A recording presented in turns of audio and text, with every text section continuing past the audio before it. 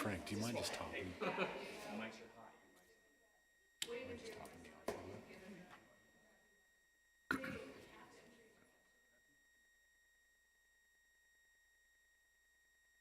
Sir?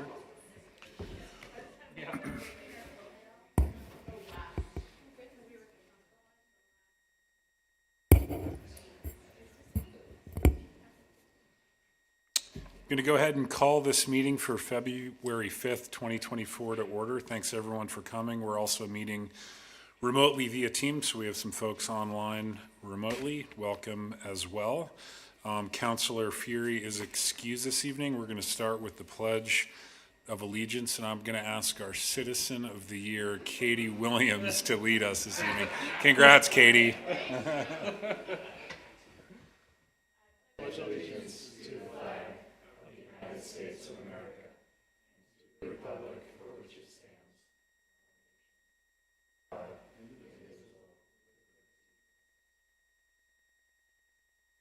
Thanks very much, Katie. We'll move on to communications from the public. We do have 2 public hearings advertised for this evening, so if you're here to speak to those individual items, please wait until I call those to the attention of the council. Otherwise, if you have anything to bring to the attention of the council, now would be your opportunity.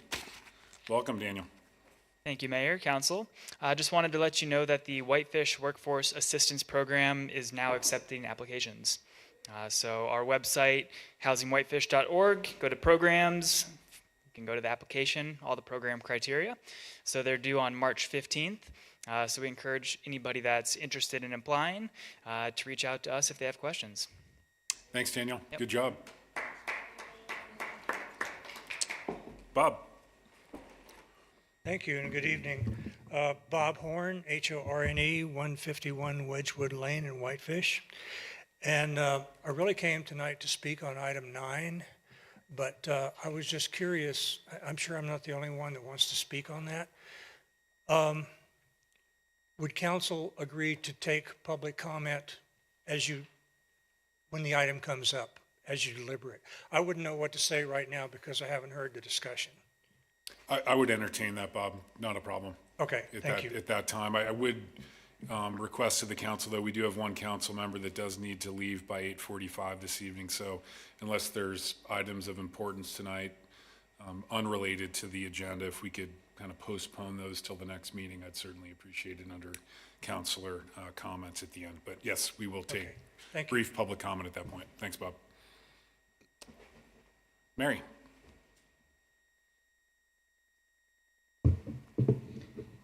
Thank you. I was going to comment on item 9 as well, but I'll wait till that time if that's what you would prefer.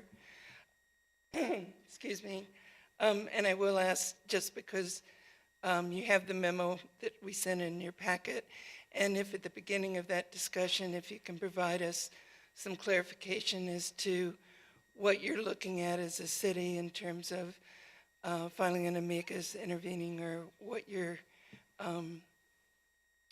discussion is going to focus on. That would be helpful for us to comment following that. Thanks, Mary. And then you also got some information about a campaign we're working on. I'm part of a coalition for clean CFAC, and unfortunately that should have gotten to you a couple of meetings ago, but it got lost in Michelle's email, I guess. And so I would ask that you look at that letter. Essentially what we're doing is we're requesting that the EPA require a fair and independent evaluation of the cost-benefit of removing the toxic waste off of the site to a certified hazardous waste landfill before EPA proceeds with a final decision for how to best clean up the CFAC site. We also believe that a visioning process is really important to engage the community, to really look at the potential reuse of that site.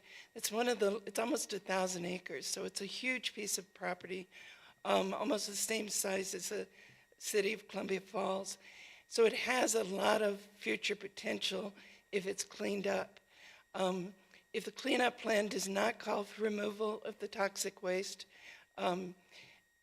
then it can probably only be used for some limited industrial or limited commercial uses. And we think it really deserves a much greater look. And ultimately, we're going to be asking you as a council to consider writing a letter to EPA, also encouraging them to pause their decision-making process and to require a look at this. One of the reasons we're doing that is that in that process, as you know, CFAC is a responsible party for paying for the cleanup along with ARCO. And CFAC took on hiring the consultants to write that cleanup plan. And what they did in that plan was to dismiss consideration of removal of the waste, that toxic waste, because of the cost. And we don't believe that should be allowed. We believe the public deserves to know that that's a viable option and what it would cost. And we also believe that it overlooks the fact that since 1990, when the EPA changed the rules on what was toxic waste, and at that time the potliners became toxic waste. There'd been a lot of lobbying prior to that to say, oh, it can be buried, it can be buried. But now, since 1990, it is it's classified as a hazardous waste, and they've removed it routinely while they were open.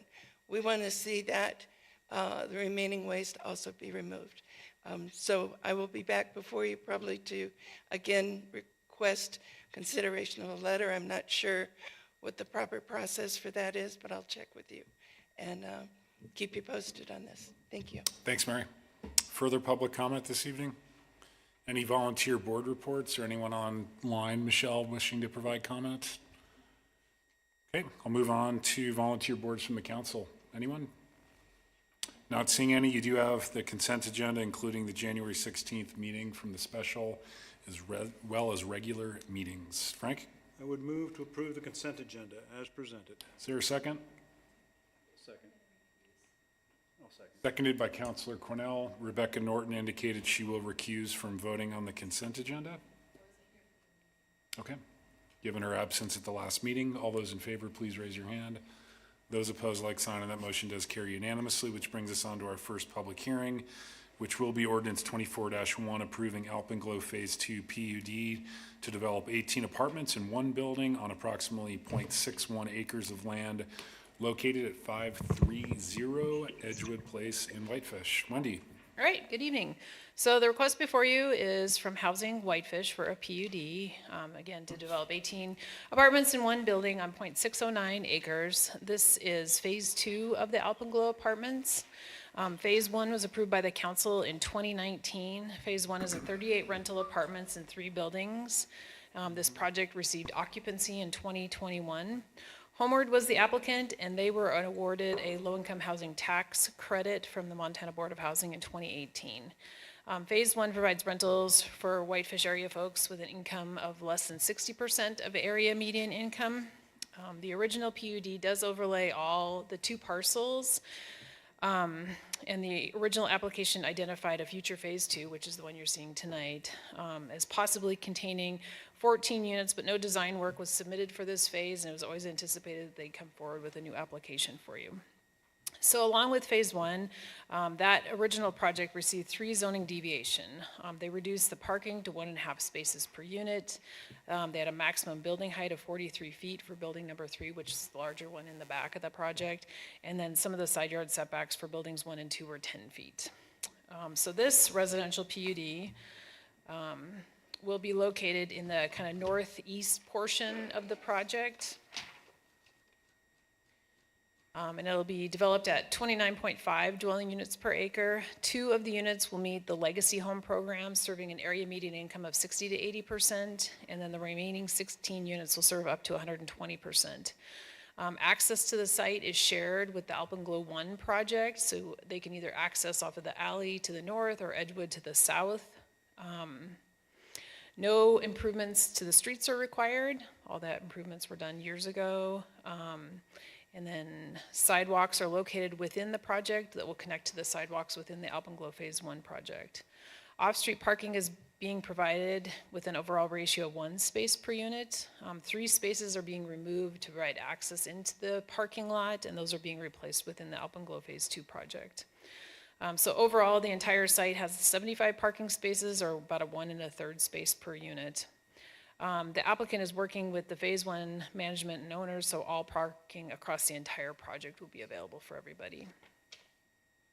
Open space areas for the Phase 2 are located north of the L-shaped building, and they amount to about 21% of the project. And again, the Phase 1, they're working with the Phase 1 folks to hopefully everybody can use all the open space areas between the 2 projects. They are providing or requesting 3 zoning deviation. One is to parking, parking lot landscaping, and setbacks. For parking, they're requesting 1 space per unit, so a total of 18 spaces for this building, compared to the 27 spaces that the zoning regulations would require. We have the new landscaping chapter that you folks approved last summer, which requires a landscaping island every 10 spaces, and they're requesting that one of those spaces be eliminated because they have 11 spaces of parking on the south side of the parking lot. And according to their application, if they had to meet that landscaping requirement, they would have to eliminate 2 rental units. They're also requesting a side yard setback of 10 feet for portions of the building, similar to the Phase 1. The side yard setback requirement in the WR2 is 15 feet, so just portions of the building are kind of bumping out into that area. In exchange for those zoning deviations, 100% of the units will be deed restricted for affordability. Again, 2 of them will be under the Legacy Home Program, serving 60 to 80% AMI, and the remaining will serve a population of up to 120% area median income. They are taking advantage of the legacy home incentives. You can go up to 40 feet in building height if you're volunteering to provide affordable housing, and the applicant indicates that the building will go up to 38 feet 2 inches at the peak of the gable. Property is located at 530 Edgewood. It is undeveloped in zone WR4 with a PUD overlay. It's surrounded by residential and commercial uses. It's served by all public services and facilities. We've received some comments, and they're all in support of the project, and those are in your packet. As far as the environmental or the PUD criteria, there's no environmentally sensitive areas, there's no wildlife or crucial habitat. It's an infill project. They are providing 21% open space, which is a reduction from 30% because they're providing affordable housing. That's another one of the incentives they get. They are located in a great location to take advantage of neighborhood parks, including Sir Optimus, City Beach, and the Whitefish Trail System. This is a larger building, and it's being located in the back of the building, adjacent to other larger buildings, so it's fitting into the neighborhood. This neighborhood is a combination of multifamily and single family, and is a bit of a buffer from the commercial in Wisconsin to the single family to the west. In 2018, the applicant hosted 2 neighborhood meetings, and then recently the applicant has communicated with the Phase 1 folks and some of the commercial uses surrounding that project. Again, no street improvements are required. Edgewood was updated back in like 2002, and they did do a traffic impact study with Phase 1, and they limited alley access. As you're driving down Wisconsin, you probably noticed the do not enter signs on the alley there, because we don't want people entering and causing problems there. So that was part of the TIS original one. This particular phase does not generate more than 200 trips, so no TIS was required with this application. The applicant is providing sidewalks within the development to connect to the outer edges of this project, because there's sidewalks all around this neighborhood, including the ped bike trails. They're also going to install a bike rack storage area for the residents, and they are in a good location to take advantage of the snow bus. They're not providing any density or not obtaining any density bonuses, but again, they're providing 100% deed restricted affordable housing. The project does comply with the growth policy, and you'll recall the 2018 Wisconsin Avenue Corridor identified this as a key development area, as a great location for workforce housing.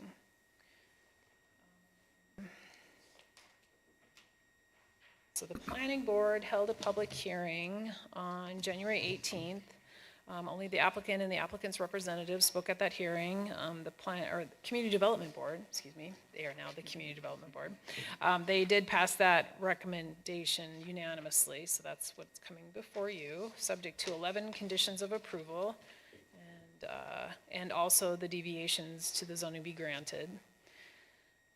As part of the conditions of approval, the Community Development Board recommended there is refuse that they're proposing to share with Phase 1, and currently the garbage is sitting outside the screened areas. I'm not sure quite what's going on there, but we would like to see that screened from view, and maybe the design perhaps isn't quite right for the garbage, so they need to coordinate there. They need to provide a location for snow storage or haul to an off-site location. Prior to submitting building permit applications, we want them to go to ARC review, get final acceptance of the engineering. And there's a sewer easement on the eastern edge of the property that needs to be recorded. 5 bike parking storage spaces need to be identified, landscaping plan, and then entering into a deed restriction for all those units. I think that's about it.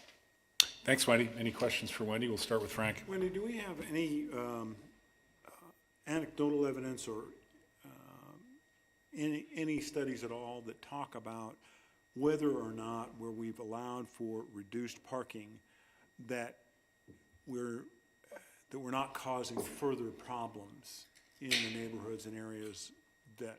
I haven't heard of anything.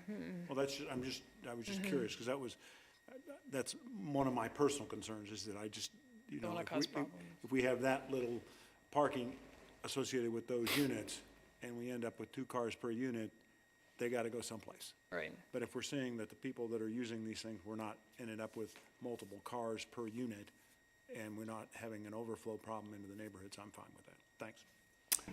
Ben and then Giuseppe.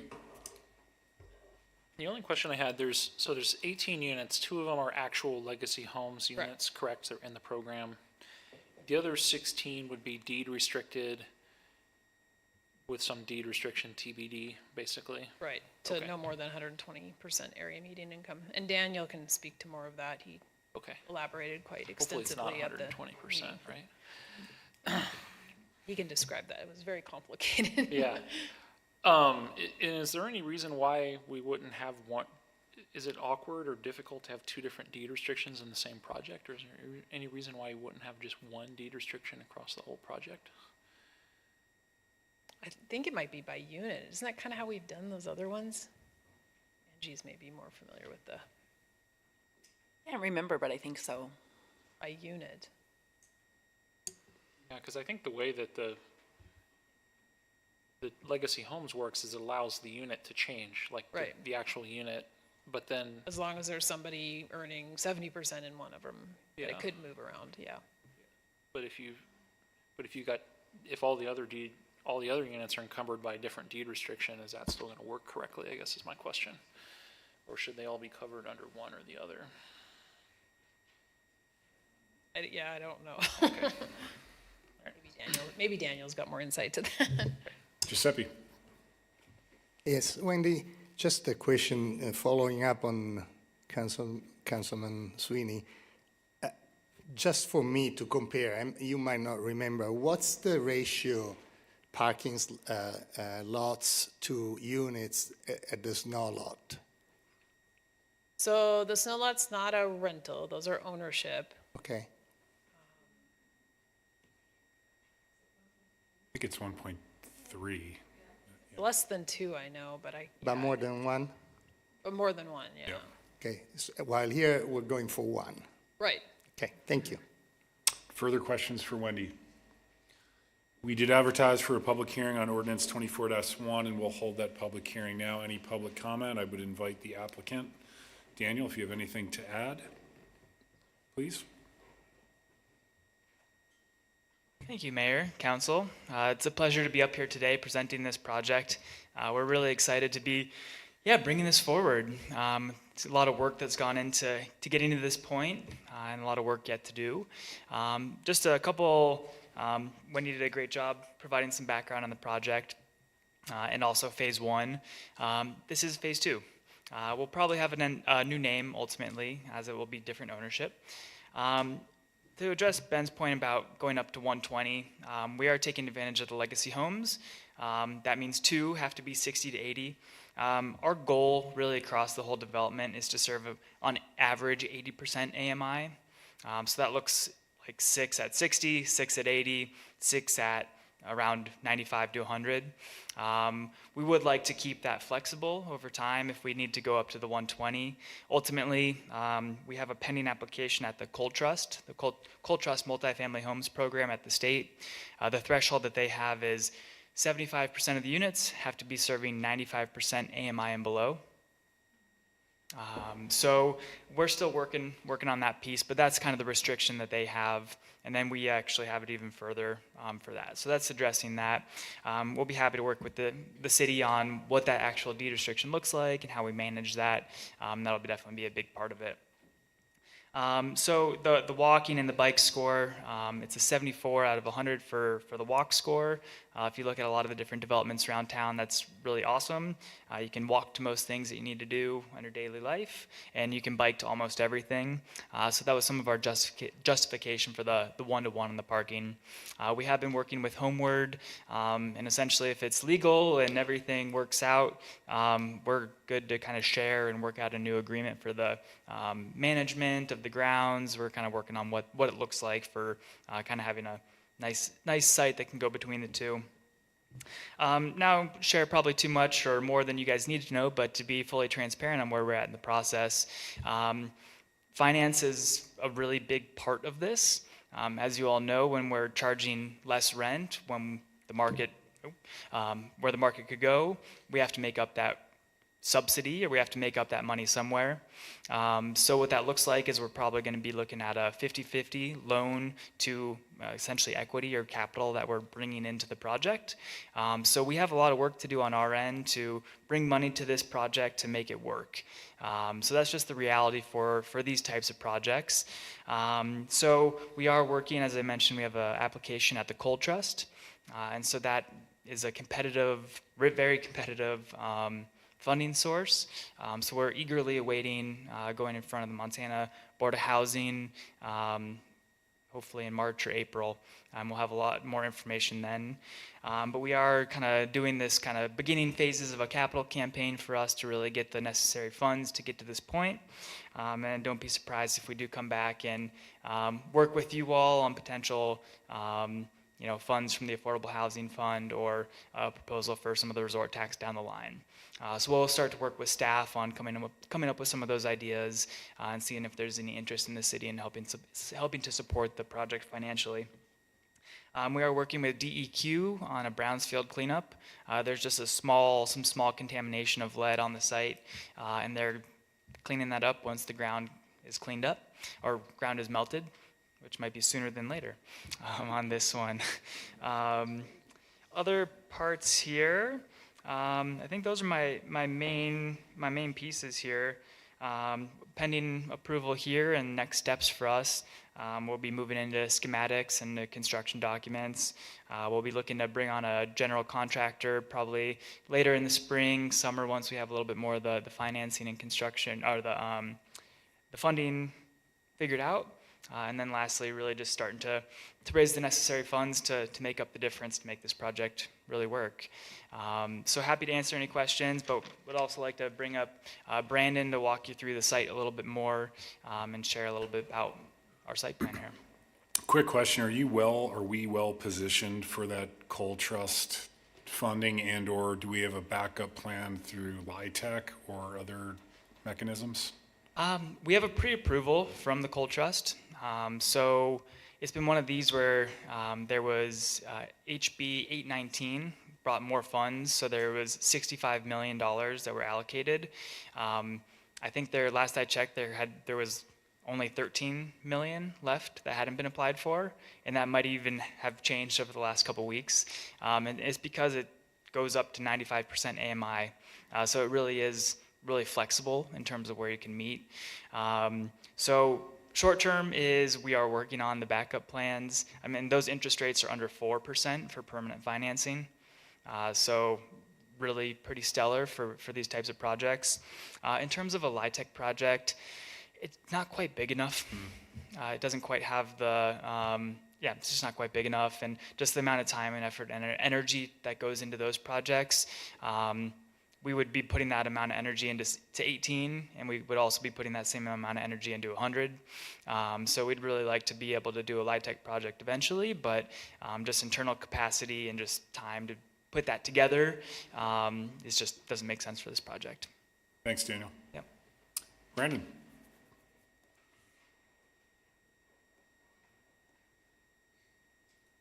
All right, Brandon Tice with Civil Solutions. Mayor, councilors, thank you for having us tonight. I'm just going to go over the site here really quick. It's up on the screen behind you and maybe up on your screens as well. As Wendy mentioned, we have access to the site from two different directions. We have two-way access from the south through the Phase 1 parking lot that connects into Edgewood.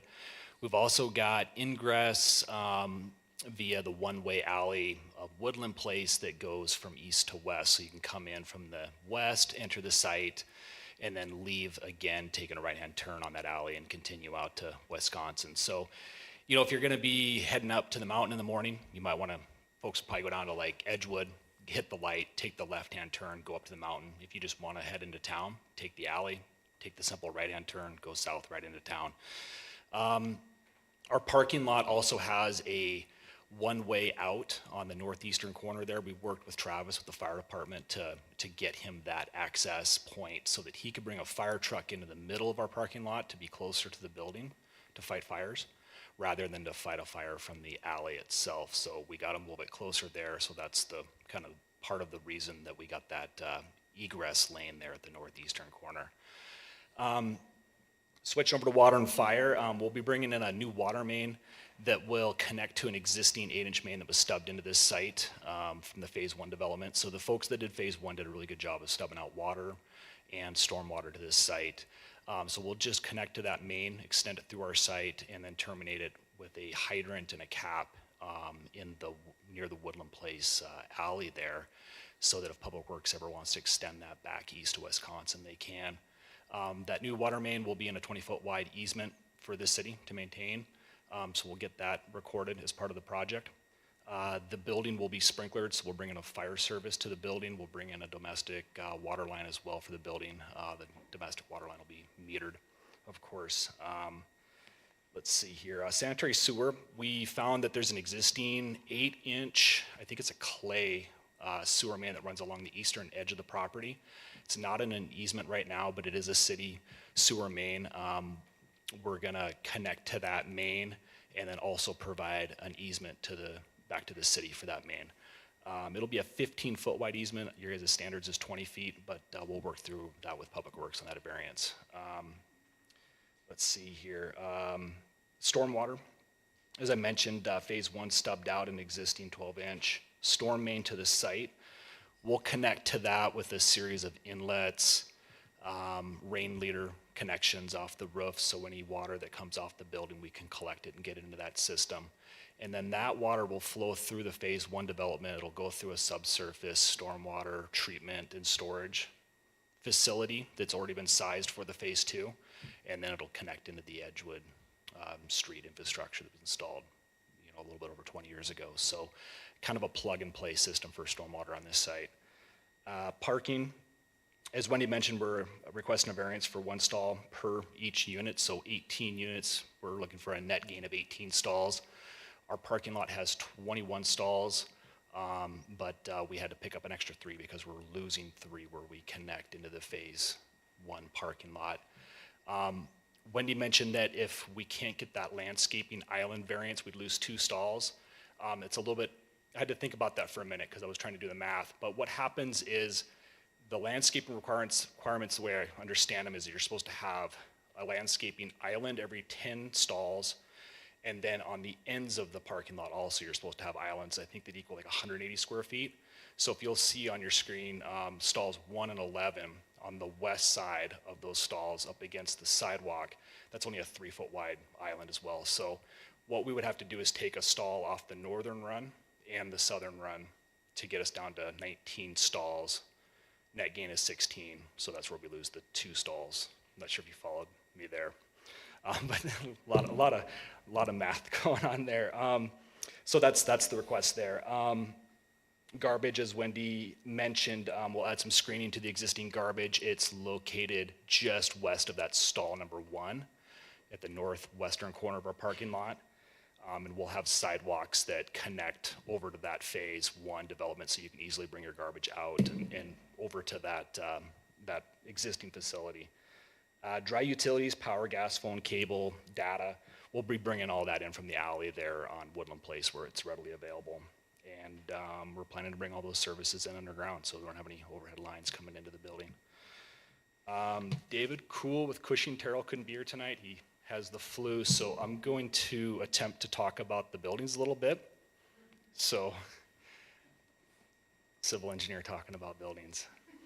So a couple of these first pictures are just showing the existing Alpenglow 1 apartment buildings. Next slide, I believe, is another picture of this 2-story structures that are out there. This is the one that's along the eastern edge of the phase 1 site. Next slide, please.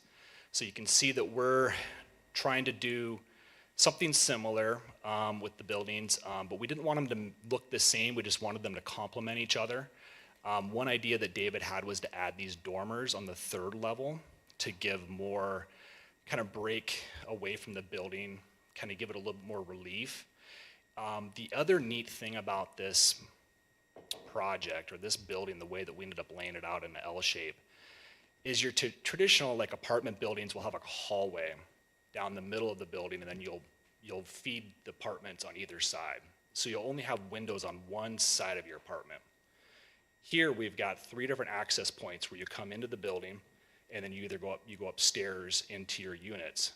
But the way we got this set up is that you're going to have windows in each unit on 2 sides, and some units 3 sides. So there's going to be a lot of natural light coming in and out of these units because of the way that the site kind of drove us into laying this out. So that was something that was kind of an unintended benefit as we started laying this out, was having this natural light coming in and out of the buildings. We didn't want to crowd or diminish the existing apartment buildings, so we created a courtyard area and ample green space around the site to kind of break away from the existing building complex. And as Wendy said, we're working with phase 1 to try and give access to everybody to use the open space. We got 21% open space right now. On the site exhibit, it's just those 2 sections of green, but there's actually quite a bit more open space that's around the building that just doesn't meet the definition of open space, because it's maybe only 18, 17, 16 feet wide instead of the required 20-foot width. I think that's about it. Does anybody have any questions for me? Thanks, Brandon. Any questions for Brandon? Frank. It's a And then Rebecca. generalized question, because patience is not my virtue. When do you guys actually think you're going to actually break ground and get these things started? I mean, because that's an important question for the community as well. I mean, Sure. I think Daniel can speak to that Yeah, that'd be better fine. than I can, Yeah. but I know it's heavily depending on his fundraising Yeah, no, I got it. success. Yeah. Quick question, Brandon. I assume you're replacing the clay sewer main? We are not. Is it clay, do you think, Craig? I haven't seen a sewer tape on it yet. I'm pretty sure it's a PVC main. You think it's PVC? Okay. Yeah. If it's not PVC and it indeed is clay, are we going to require replacement? Yeah, that's a good point. I think we would at least want to see it replaced along the building. Maybe not the entire stretch from Edgewood to Woodland, but we'll review those tapes and double check on that. Okay, thank you. There's also sewer that runs east to west in Woodland Place also. So that main comes down and just dead ends just south of our property. And I believe there's Right. definitely a connection in the old O'Shaughnessy building there. And then I'm not sure if Piggyback Barbecue and some of those come west into that main or if they go north, but we'll look at it. Okay, Yeah. thank you. Rebecca, did you have a question? No, just, I think it should be updated so that it doesn't fail if we're gonna build this. So Craig, you'll take care of that then? Yeah, we'll make sure that doesn't happen. Thanks, Brandon. Yeah, thanks you guys. Our goal right now is next year winter, so like 2025, early winter, spring. So that gives us this year, 2024, to really get after it. So we'll know a lot more, of course, after the coal trust. If we do get approval, then that's really awesome. And we'll still have about 2.5 million that we'll need to raise for this project, maybe a little bit less. So we do, as I mentioned, we'll be working with staff, and would love to get your input on, what funds are available at the city, if the city is interested in helping to contribute on this one. So yeah, our goal is, this time next year, getting ready to break ground. We know that there's a lot of variables. We don't want to, overpromise and say, this summer. It's a tough environment out there for building affordable housing. So that's kind of where we're at. Great, thanks. Thanks, Daniel. Yep. Public comment tonight on this item, and just out of courtesy, just limit your comments to 3 minutes if you don't mind. Nathan Dugan, 937 Kalispell Avenue, president of Shelter WF. We're obviously very in support of this and hope that you guys are as well. I think we're really excited about the parking arrangement as well. I think it's a model kind of going forward, particularly with the one space per, but also the shared parking, I think is really interesting. And it's anecdotal on my part, but I've never noticed that parking lot be full going by there, which is the same as every other apartment building in town pretty much. So there are extra spaces out there, and the only thing better than a landscaping island is less paved parking lot in the first place. So definitely something to consider going forward. And again, hope that you support this project. Thanks, Nathan. Further comment from the public? Michelle, anyone online? No. We go ahead and close the public hearing and turn it back to the council. Frank? Be happy to make a motion to approve ordinance number 2401, I believe, an ordinance approving the Alpenglow Phase 2 Plan Unit Development. Is there a second to the motion? Second. Seconded by Councilor Cornell. Further discussion? Frank? And then Rebecca? Rebecca? I just wanted to say how nice it is to have Daniel working on housing. Ben and I were talking before the meeting, and what a difference it's made to have you hired and actually moving things forward, and what a delight you are to work with, and good luck on the project. So thank you for all the hard work.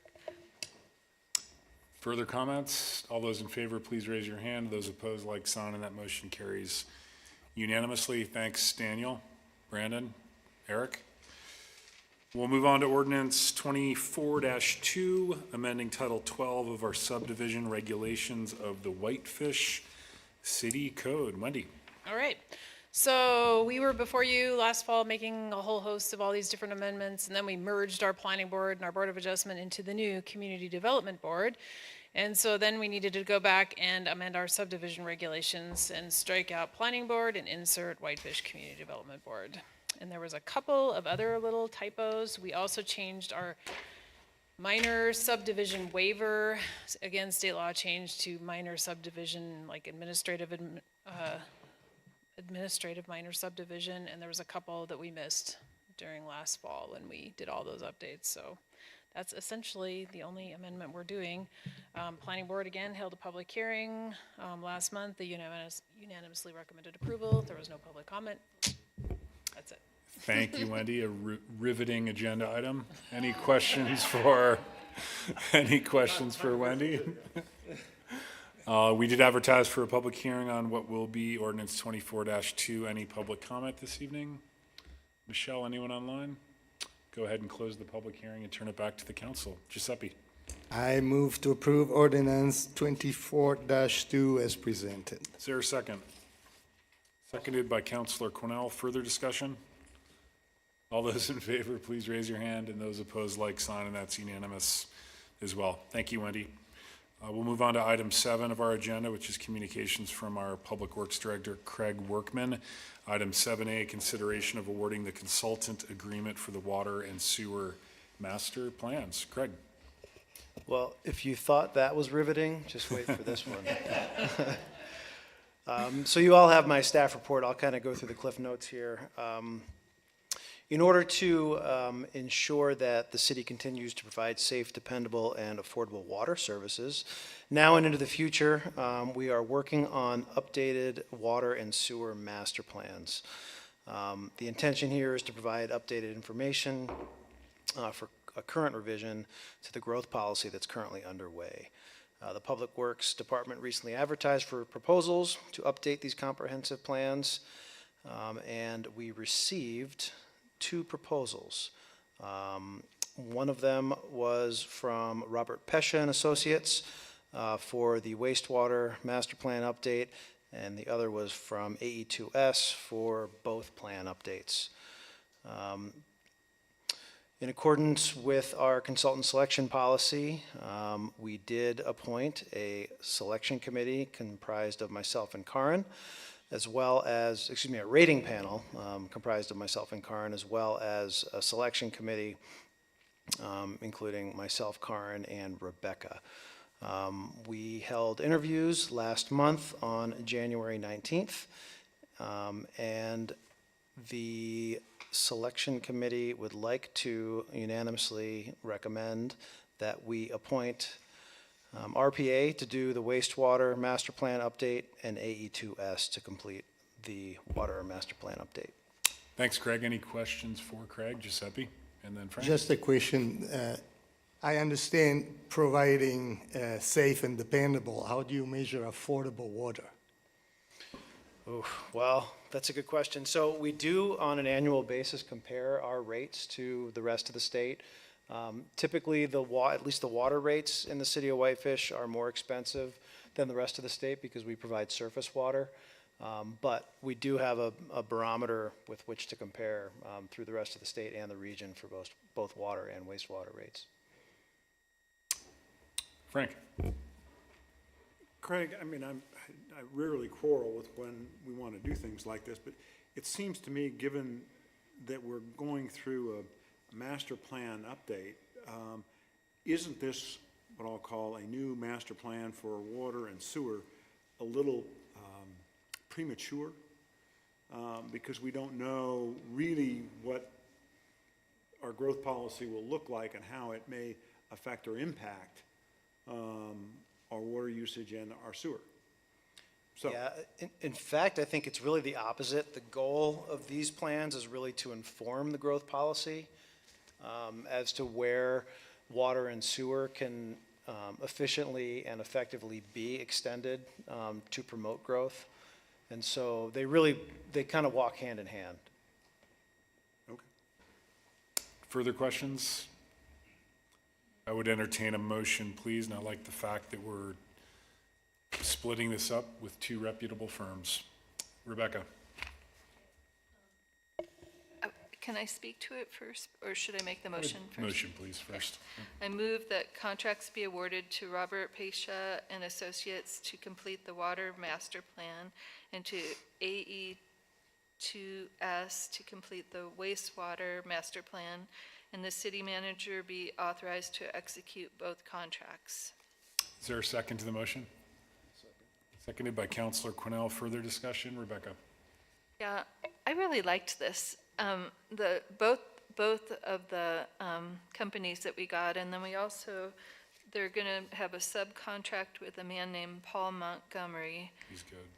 Who actually got us $1.37 million of grants and $19.75 million of low-interest loans for a wastewater treatment plant previously. So I didn't realize that they actually help us get funding to get these projects done. And AE2S has all this cool technology to find out where water goes. And do you want to talk to any of that, Craig, or is this too boring?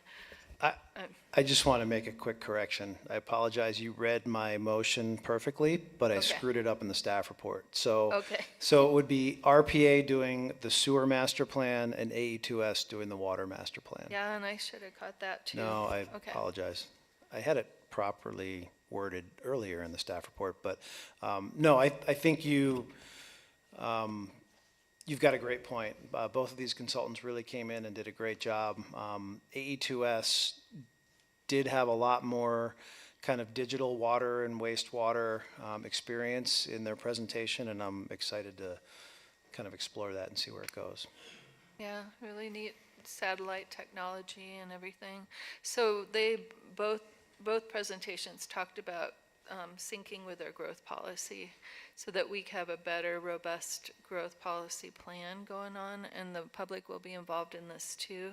So they're going to be working with public outreach too while we go through the growth policy. So we have to know where we can grow and how the water and sewer is going to work. Big Mountain annexation might be part of that. There's just the water tower south Whitefish is going to be part of it. So it was great. I liked it. So Further comments?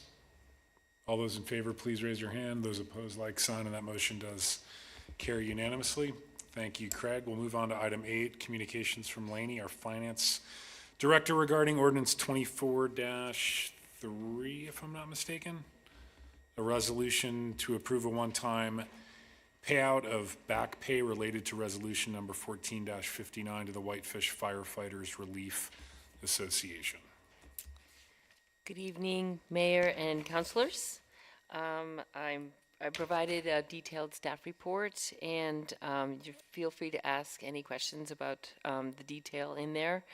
But I will summarize that this is a request for 15 months of reimbursement to firefighters for the difference between previous monthly pension payouts of $225 a month and the $300 per month allowed by statute effective July 1st, 2013.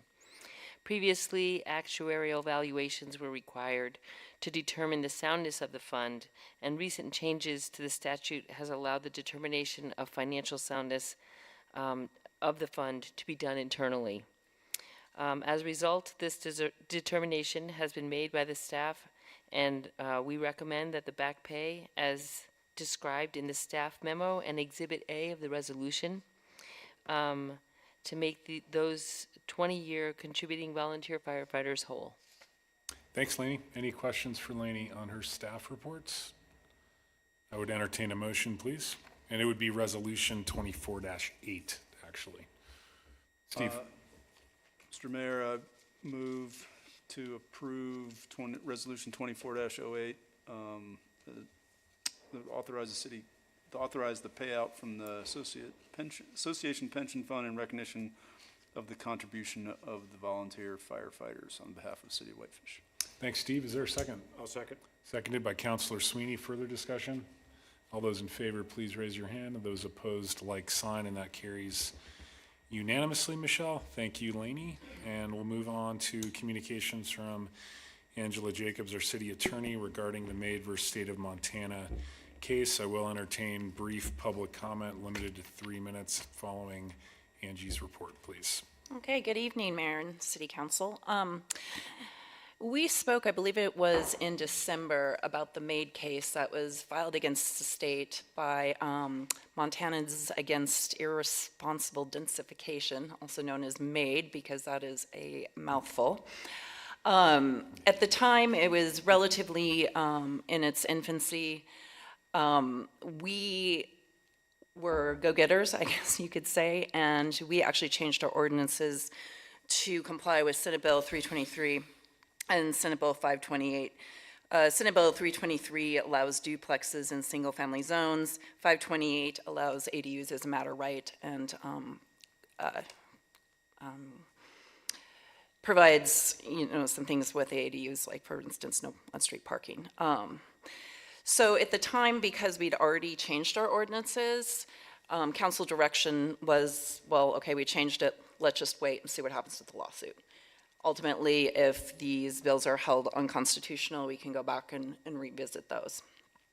Since that time, more has happened in that case. I believe Bob has been in contact with several of you with respect to the city participating in some way, shape, or form in this lawsuit. I've also spoken to a few of you, so I just wanted to have the discussion with all of you at the table, so I am not having it individually with you, and I also think I wanted to just clear up some of the perceptions, or maybe misperceptions, of what our participation could or would look like if you folks so choose. One thing that was thrown about was intervention. There's three kinds of intervention as a matter of right, permissive, in a government agency. To intervene in a lawsuit, you don't just get to do it, you have to ask the court for permission to intervene. You then fully participate in the lawsuit. You would go to depositions, you would be responding to briefs. If there were a trial on this case, which I cannot foresee because it seems to me it's a summary judgment motion, you would participate in that. Shelter Whitefish did ask the court to intervene. I do have to say it was extremely well-written brief, and I was actually kind of surprised when the court told them, no, you can't intervene. That is one way that we could participate. I think it would be extremely time-consuming. I also don't think that the plaintiffs aren't adequately representing our interests as a city. I can't think of a claim that we would submit that the plaintiffs haven't already made. So I'm not sure what we would add to the lawsuit at this point. I think the plaintiffs have extremely competent counsel. So my inclination would be not to intervene. The other way that we could participate is to file an amicus brief. As you probably know, the state, because I believe I sent you this, the district court issued a preliminary injunction, at least with respect to 323 and 528. So that's just holding the status quo. Because as you recall, those bills, if cities didn't change their laws with respect to ADUs and single family, or duplexes and single family, those developments just automatically went through. So the court did enjoin the implementation of those. That was appealed by the state, so that is up at the Montana Supreme Court right now. To file an amicus brief, it's called a friend of a court. Basically, we pick a side, we support that side, we ask the Supreme Court, again, for permission to file a brief, and it would just be one brief. So those are kind of the two ways we could participate. With respect to the appeal of the preliminary injunction, I don't know that that would be the appropriate time for us to ask the Supreme Court to file a brief, simply because we've already changed our ordinances to comply with state law. So I don't know, I can see if we as a city hadn't already taken that step, how we would be kind of have an interest in being like, well, we're in limbo. We have no idea. The state's telling us one thing, there's this lawsuit. So I don't know that that is an appropriate time to file an amicus brief with respect to the preliminary injunction itself. I don't know that we could show the court that we have an interest because, again, we've already changed our ordinances and are administering those ordinances. Where I would say that there would be, I would have some interest in filing one is when it reaches the Supreme Court on the merits. So issuing a preliminary injunction is not a decision on the merits. It is just simply preserving the status quo. I think one way or another it's going to get appealed no matter who wins. I think it's important enough that it will be appealed one way or another. And I think maybe that is the appropriate juncture where we could ask the court for permission to file a brief. And I say that because I do think that we do have a substantial interest, maybe more so than other cities, simply because we already had an ADU program, which was invalidated by 528. So I think we would be kind of in a unique position, at least with respect to 528, to file an amicus brief. They've also challenged Senate Bill 382, which is the overhaul of basically zoning altogether. We as a city in the legislature did not really take a position. I know our lobbyists didn't on 382, and that's not because we didn't see the same problems I think that the plaintiffs see with it, but more because it seemed to be the lesser of numerous evils that were actually up at the legislature.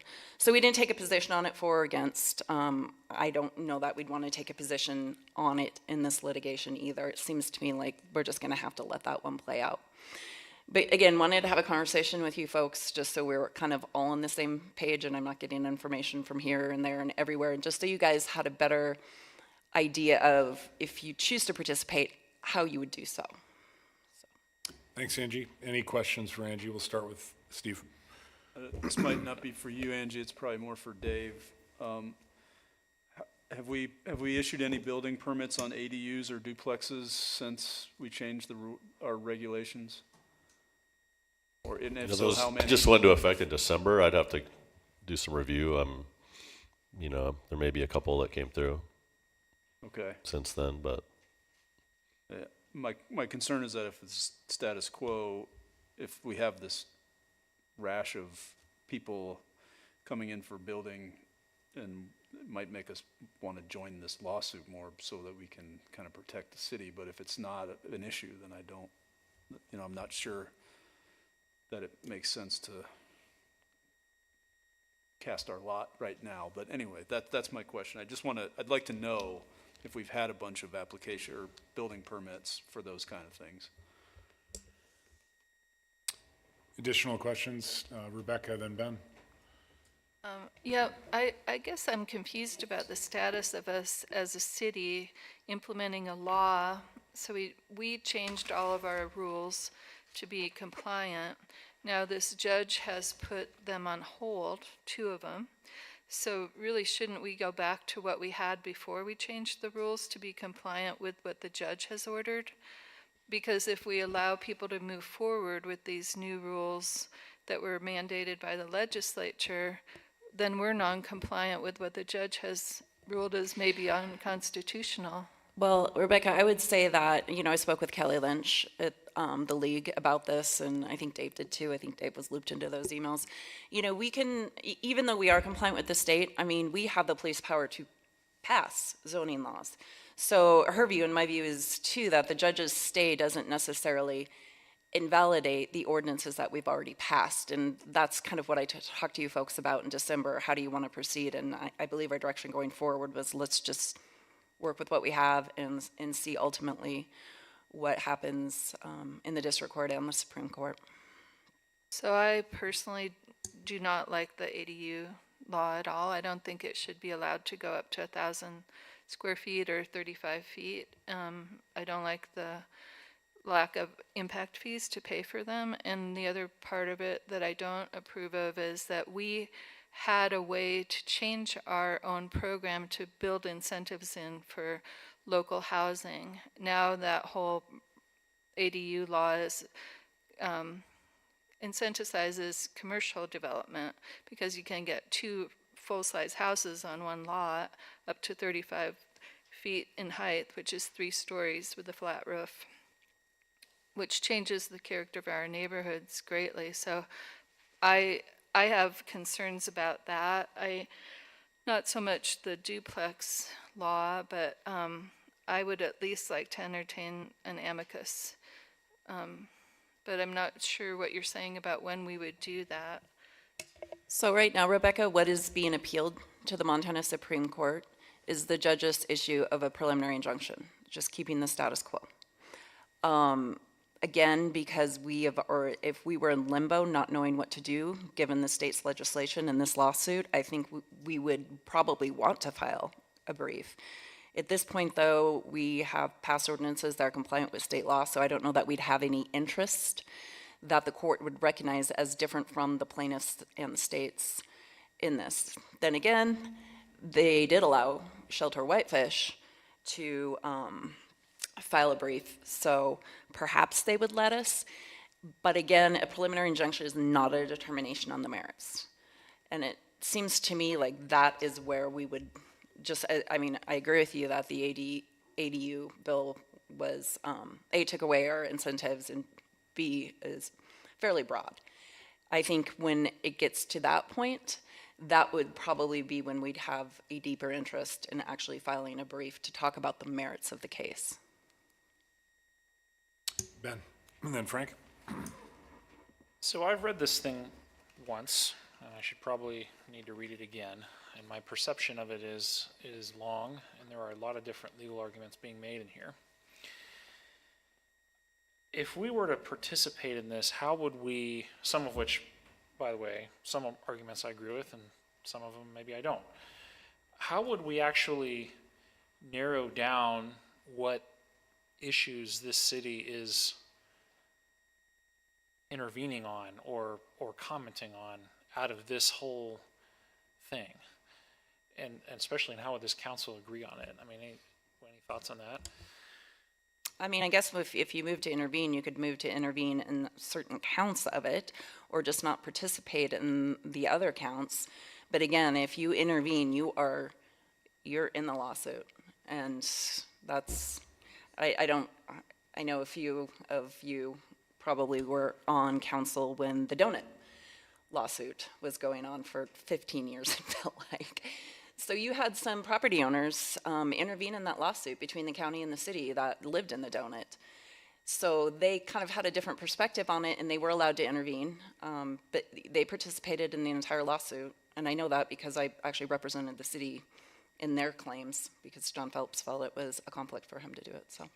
So if we filed an amicus brief, which certainly seems like a better way to go about this, should we go about anything, would we be sitting down to actually decide what our arguments are and on what basis we are supporting this suit?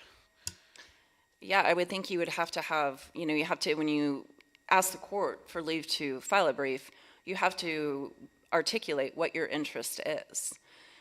And I think, again, that we might be uniquely situated with respect to 528 because it did usurp our ADU program that was a rent to locals program. But yes, I think you would have to kind of tailor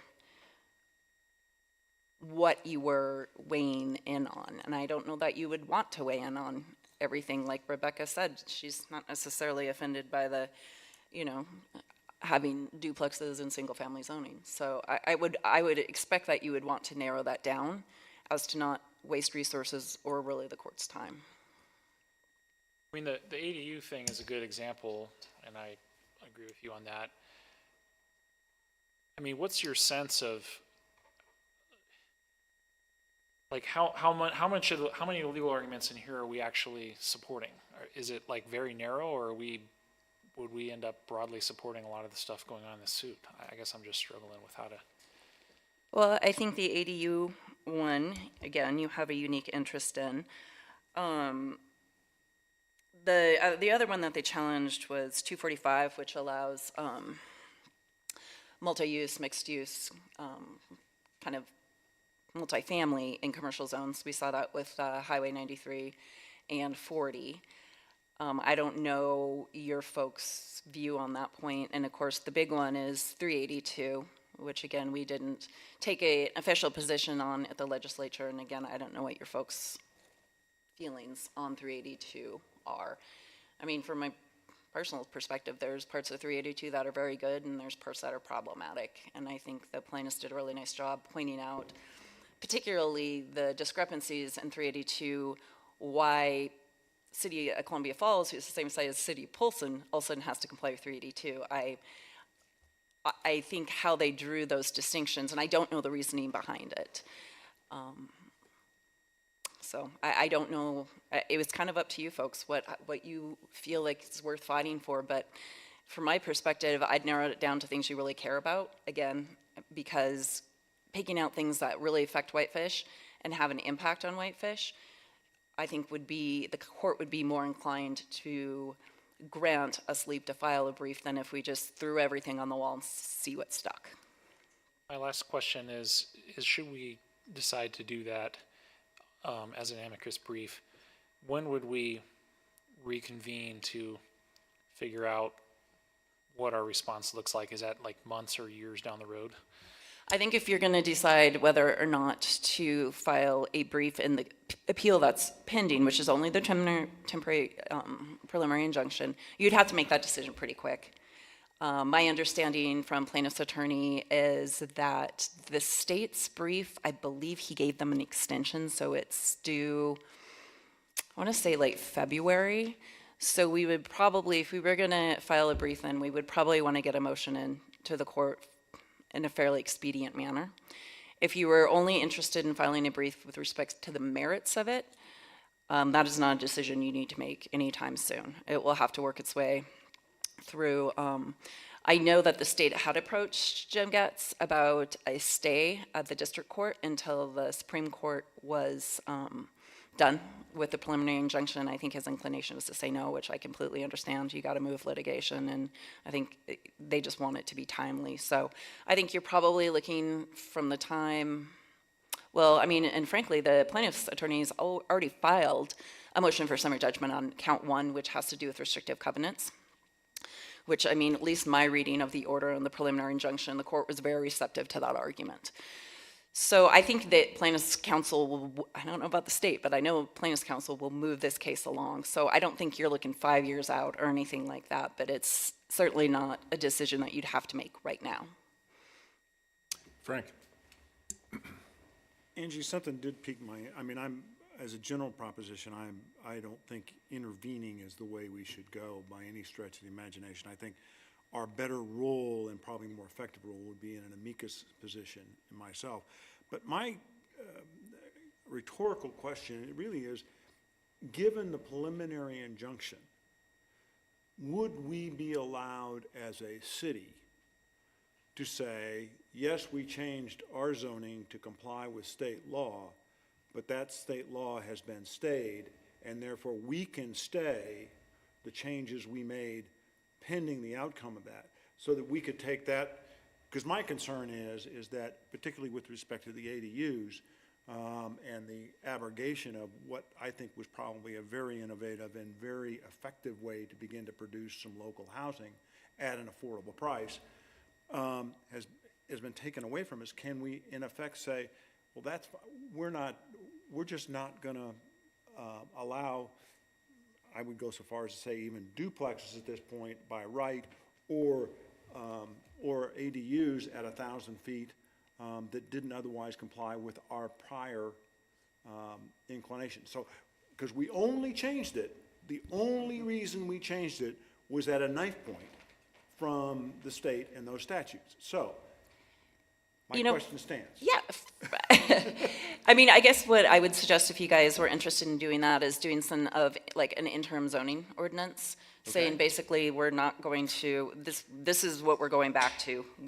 Because it has been stated we're no longer forced to do it. We have done it. However, this is what we're going to do until we know whether or not these are constitutional. Personally, I really like that idea. It's something we can do, we can be effective. I just don't want, what I don't want is what Steve was concerned about, is that we've done this interim zoning in compliance with state law, which may not be, and it's not something we wanted anyway for the most part. And so I would just as soon us have control of our own destiny so that we don't have a proliferation and or we get, some people now have this right because they just happen to apply in this time frame and notwithstanding. And so that would be my concern, and that would be my preference for us to how to best participate and, for lack of support, the things that we think are important. That's just, that's, at least, again, I think that's something we can do and do pretty quickly and summarily, I think. And again, I think it's helpful. And then that would, so that's my thought. Steve? Yeah, I would echo that, Frank, is that,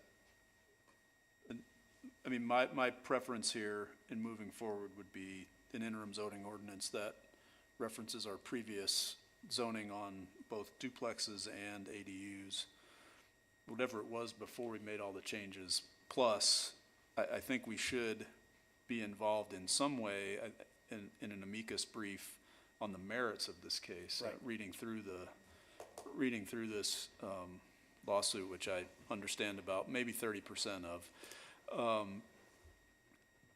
There are parts of it that we've all talked about as we're, when we sit around the table, when we were listening to the deliberations in Congress last year. So I think it would behoove us to get involved in an amicus way, but pick and choose what our battles are on the amicus brief, and that would be something we could work out later, but it would be based on the merits. I don't think we should get involved in the preliminary injunction at all. Further comments? Rebecca and Ben? So Angie, under the Land Use Planning Act, one of the major problems I have with it is the taking away of the public process. And so I know that Wendy had been involved in the league's development of that law. But is there a way that we could write an amicus brief that would say, for us in particular, that is not a desirable outcome of implementing that law, because it basically takes away any public participation once a project comes through. So like tonight, we wouldn't see Housing Whitefish. It would have been all done by Dave in the future.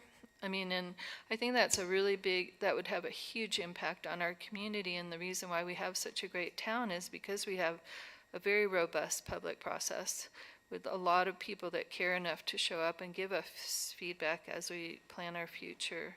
And so I'm just wondering how we add that piece of the land use planning, the right to participate in the constitutionality of that. Can we take sections of that lawsuit and say, we feel like this would definitely harm our process and our ability to act as an independent local governance entity? I guess a couple of points, Rebecca. One, I don't think that 382 takes away the right of public participation. What it does is it front loads it. I understand that's problematic when it comes to site-specific developments. And, I've heard that not only from you folks, but from other people as well, that is a concern. I think that's a bridge we'll have to cross when we get to it. If you folks are just interested in filing an amicus brief on the actual merits of it, because 382 isn't up there yet. The preliminary injunction only applies to 2 bills. That is something I think we can talk about in the future. I don't know that that's a decision that needs to be made tonight. I think we want to see how that plays out in court, truthfully. Further comments from the council? Ben? To comment first on the brief, I do think it sounds to me like doing an amicus brief on the merits at a later date, if we're interested in doing so based on the merits, would make sense to me, and something we could just revisit at some later time once we get the arguments a little better understood. I did want to make a comment too, though, about, an interim zoning ordinance. If I take the ADU bill specifically, I do think the ADU ordinance that we had before was a better ordinance. And I am unhappy that the state usurped that. With that said, so it's going back to what we had is certainly not something I vote against. With that said, it's kind of one of those things to me. It seems like it's gonna sort itself out in court at some point anyway, and then we're gonna have to, whatever we do, whatever interim ordinance we do, we're gonna have to redo something different at a later date. And I don't think it's that different that it makes that much of a difference. And so to the extent I object, it would be that I don't think there's a whole lot of ADUs that are gonna get made one way or another based on the interim zoning ordinance. And so I don't think it may not be the best use of time for us or staff. However, I agree with you on the principle, so it's whatever y'all want to do. I guess my only retort to that is keep in mind interim ordinances have a finite life of their own. So it's not like this thing could expire it's going to expire in what is maximum 6 months. 6 months, and then you can extend it a 2/3 vote after that 6 months. I mean, the thing about the interim zoning ordinances is fitting it, this situation kind of within the statute, maybe a bit of a stretch, because it basically allows you to pass an interim ordinance because you're studying a problem, right? We're not really studying a problem here, we're just waiting to see what happens in court. I don't think that it doesn't fit in there, but it might be, if it were challenged, it might be a bit of a stretch. Ben, I agree with you that I don't know how many people are building ADUs. The building costs right now are horrible. And Dave can correct me if I'm wrong, but I think with our rent to locals incentives, we got exactly 1 ADU, but we only had it in place for a year too. So there's that.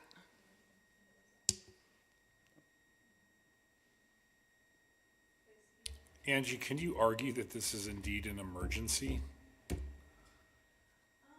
really need to be an emergency, because It it's not does an not. emergency, it's just an interim zoning ordinance. So we'd have to make the case that it's protect the public health, safety, welfare. Basically, we don't have to follow the procedures we usually have to follow Okay. in 30 days and stuff, but it does have to be, again, in conflict with, prohibiting uses in conflict with a contemplated zoning proposal that the legislative body is considering studying or intends to study within a reasonable amount of time. That's where I think there's kind of a disconnect. But I think the intent of the statute is, I think we could fit it in there. I mean, we're not studying it, we're just waiting to see what happens in a lawsuit, Yep. so. Further comments from the council? I'd like to give, Bob, you wanted to provide some brief comments. Mary, did you as well? And I would just ask that you limit those to 3 minutes, please. We're trying to wrap up here in 16 minutes.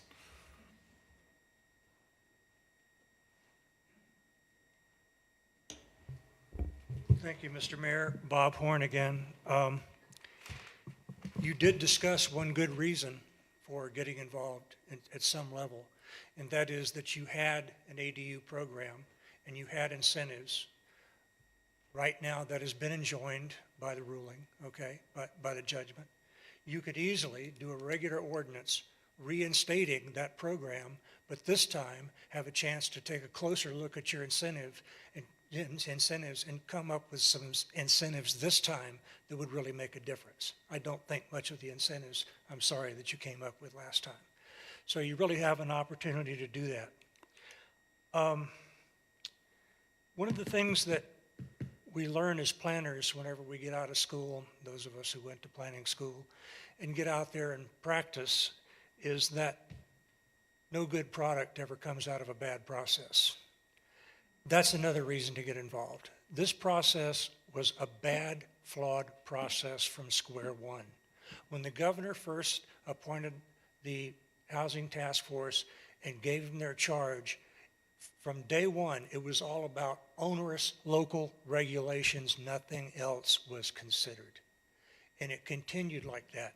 The Housing Task Force consisted of a bunch of legislators, a bunch of builders, a bunch of realtors, a bunch of developers, only one member from a local government, okay?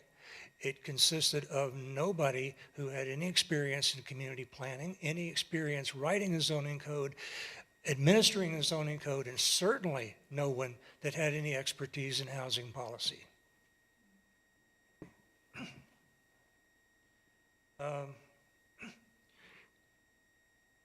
Why is it important to challenge this package of laws, especially SB 382? If not challenged, and that challenge isn't supported, the party in superpower in the legislature right now, supermajority, excuse me, will keep trying to address problems by restricting local government's ability to deal with those problems at the local level. Top-down, one-size-fits-all solutions don't benefit anyone.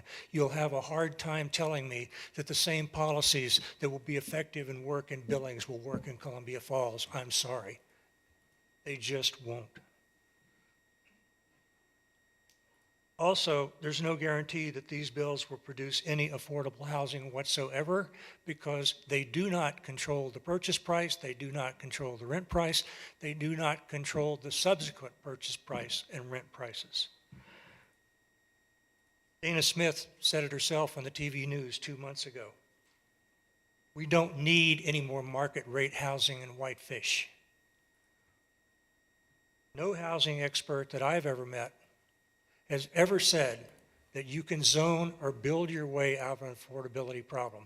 And that includes Melanie Reese, who worked with us from the very get-go on our housing program starting in 2016. I talked to her on the phone last week. She said, absolutely, Bob. No, it has never worked.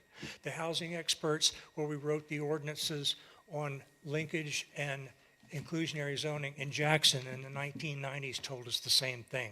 We adopted things that did work. We created a pool of permanently affordable housing. That worked. This, pardon me, won't work.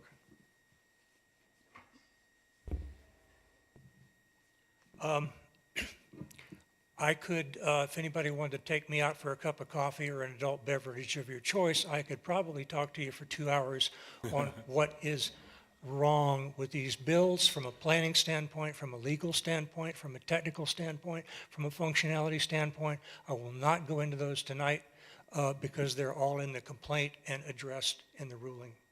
So I would encourage you, and Angie's right, okay, whether you go intervention, whether you go amicus brief, you pick and choose what concerns you.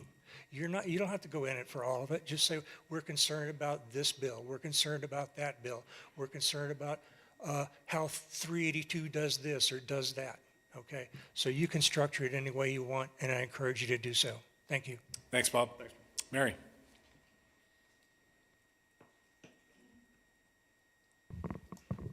Good evening, Mary Flowers, Citizens for a Better Flathead, 137 South Main in Kalispell. I will second Bob's comments. I thought they were hit a lot of good points. I would encourage you to look at an amicus brief. It's a friend of the court. Offers you the ability to talk about the unique situations that Whitefish residents are feeling, and you can also raise issues that you think are more with some of your sister cities. But I think an amicus brief is really important to address the issue of local control. I think the legislature's move in the last 2 sessions to reduce local control is really problematic, and that you have a duty to the citizens of the city to protect our interest in being able to come before you as I am right now, or to come before you at a zoning or a subdivision hearing. And so local control is an issue I think you should make a priority to talk about. I also think we need to recognize that while MACO participated in all of this legislation, at the last minute on 382, they pulled out. We can't come up with affordable housing solutions if we don't look at the area immediately surrounding our cities at the very least, because otherwise you get hemmed in. So you can't grow and you can't provide the kind of housing that is affordable, that is needed. So I think you need to address that issue. I think the loss of public input, upfronting it in the growth policy is wrong. There are numerous examples where a developer submits a transportation plan or a fire plan, and the public can hire experts to come in and should be allowed to do that, to talk about the impacts and to counter the experts. But without being able to have that ongoing public input, the legislature is essentially delegating decisions on planning to an unelected staff.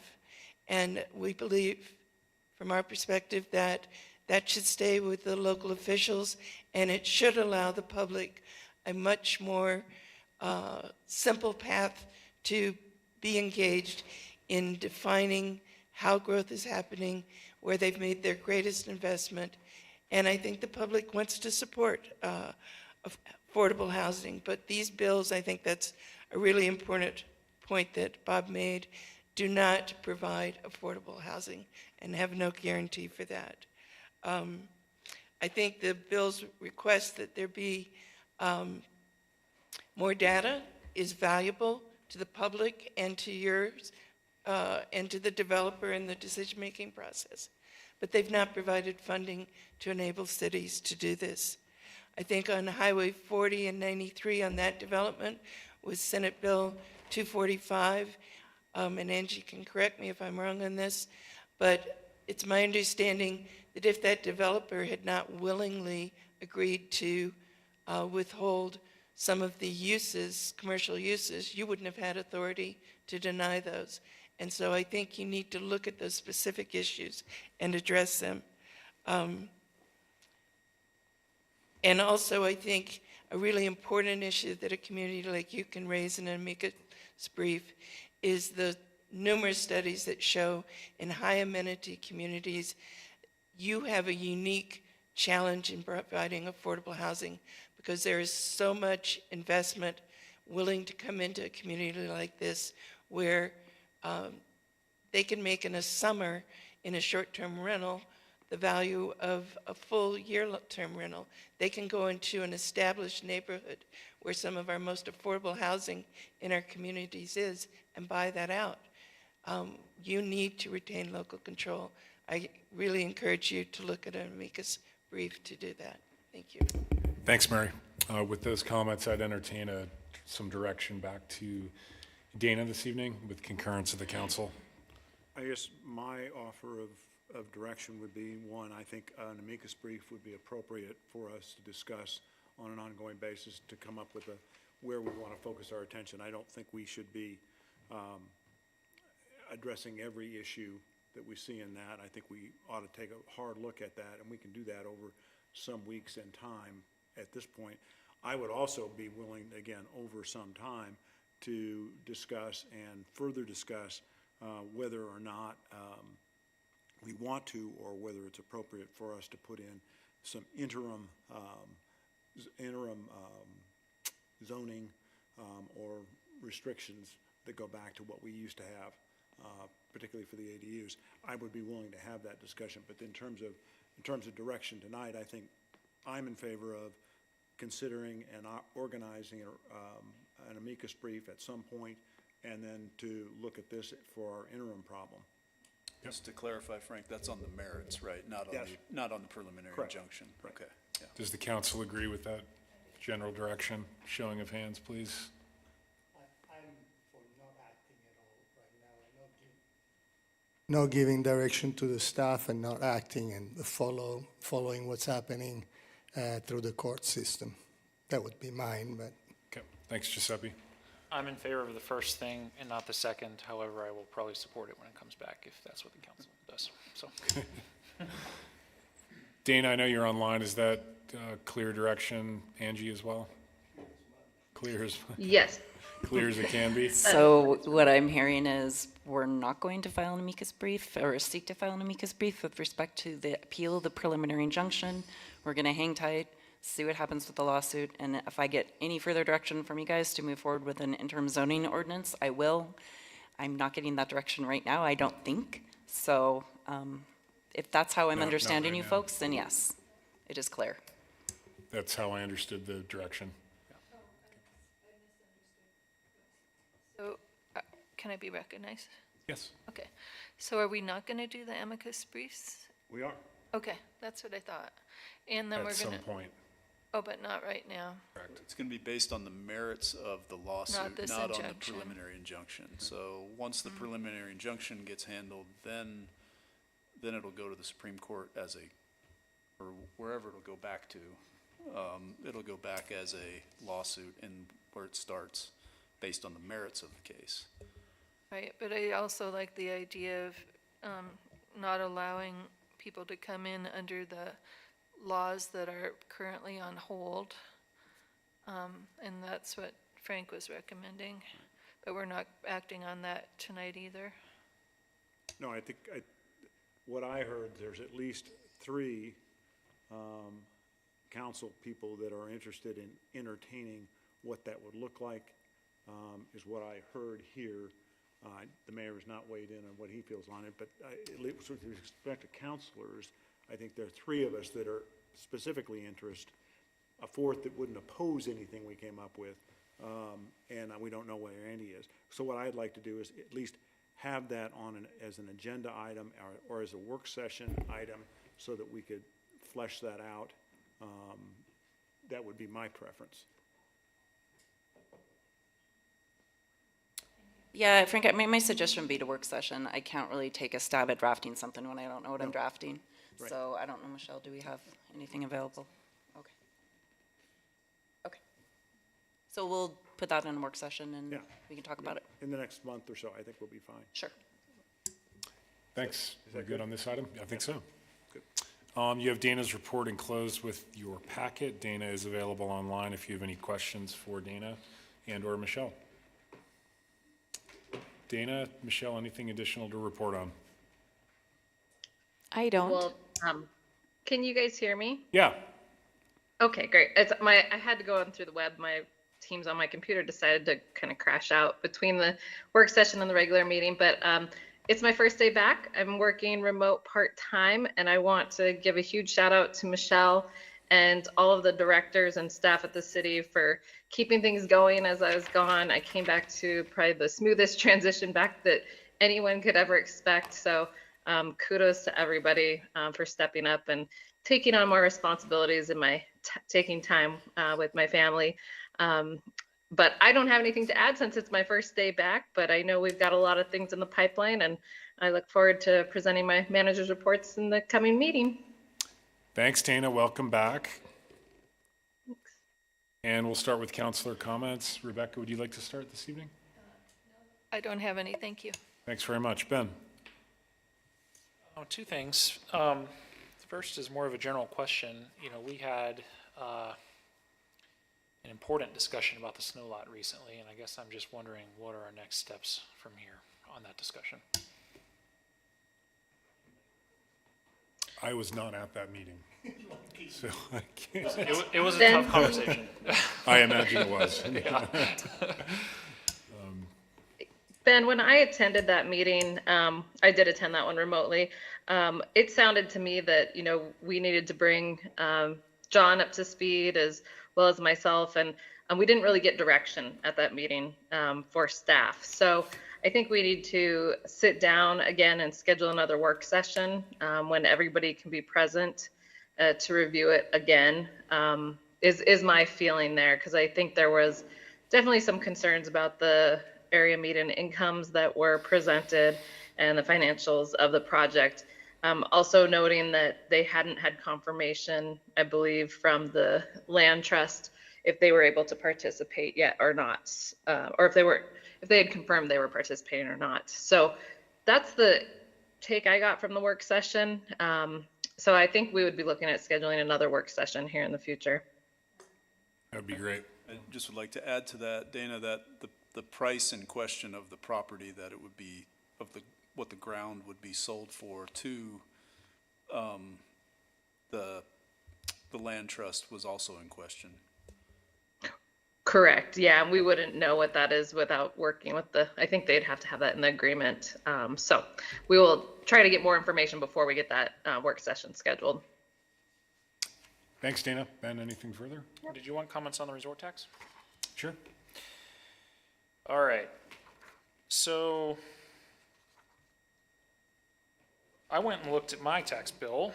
My tax bill as an average homeowner in Whitefish, I receive $264 a year in resort tax relief. And my back of the envelope math says that should we implement something like the change that was discussed earlier, would yield a gain of $87 per year in additional relief. And not to trivialize $87, but it's not very much. And I think, you know, part of my issue with this conversation is a broader issue with the way that this resort property tax relief is structured in general, which is the fact that we can go through all of that change and the vast majority of the money is going to go back to the gentleman with the big house on Big Mountain Road or the folks in Iron Horse, and they don't actually, a lot of that money is not actually going back in a very broad sense in a community. And so I feel like in some ways the conversation, there's two separate issues here. One of them is the second home problem, and philosophically I agree with where you're coming from about, you know, using this money more for residents than for second homers in principle.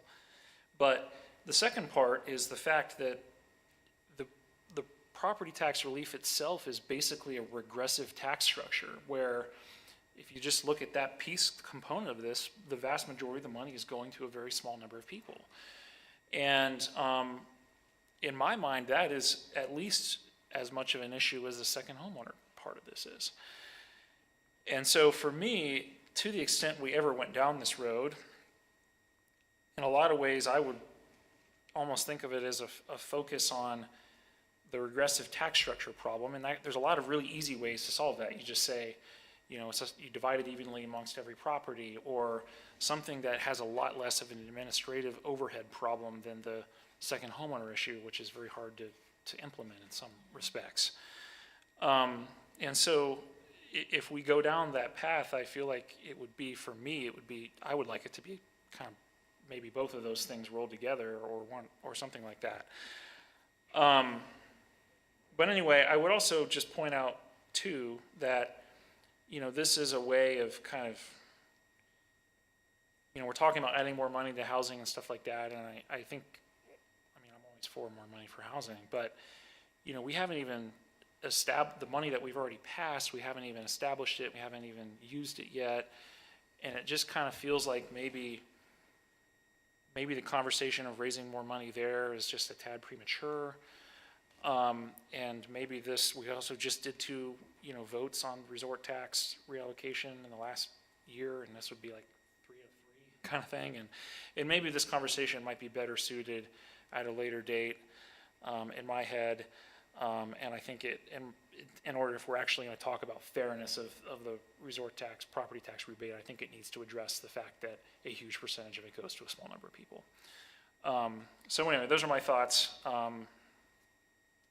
Whatever y'all want to do. Thanks. Thanks, Ben. Frank? Nothing further from me this evening. Thank you, Frank. Ben? Or excuse me, Steve? I agree with you, Ben, and I also don't think that figuring out what is best for people in our town is a process that is so complicated that we can't do it. I'm a firm believer in that we can do hard things and we should do hard things, because I think that's what's fair and that's what's in the interest of making our community whole. And I don't think that it's fair that somebody who doesn't live here gets the same exact percentage back that I do,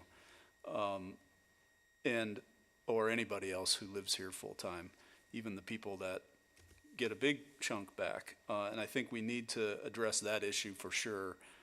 I'm not sure about the fairness issue that you're talking about, the kind of reverse regressiveness of it. But I don't think it's something we should monkey with.